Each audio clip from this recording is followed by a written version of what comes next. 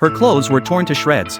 Her body covered in filth. The girl lay in the grass, her body twitching uncontrollably. Her eyes were filled with despair and helplessness. The man beside her pulled up his pants. Just then, a phone rang. The girl showed no reaction, seeing it was the girl's mother.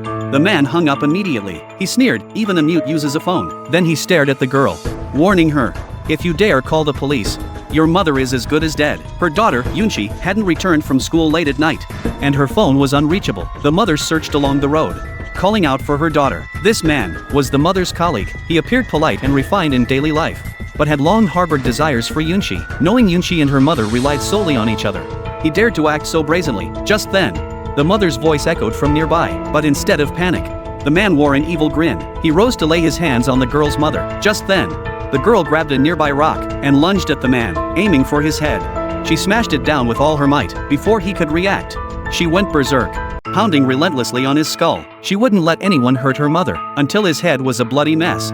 She kept striking, though the girl wept uncontrollably, still failed to notice her daughter. The scene shifted. The girl was brought to the police station. The police learned from Yunchi that she had been assaulted by the man, who also threatened to harm her mother. To protect her mother, she had attacked the man, but with no witnesses, no surveillance in the woods, and no evidence to corroborate her story, it was impossible to determine the truth. The lawyer explained that even if it was self-defense, it constituted excessive force, and she would still face charges. He advised her to go public, to draw media and public attention, and seek help from women's protection organizations. This might potentially change the verdict, but Yunchi refused. She didn't want her mother to be pointed at. Soon, the trial date arrived, with no evidence to determine the truth.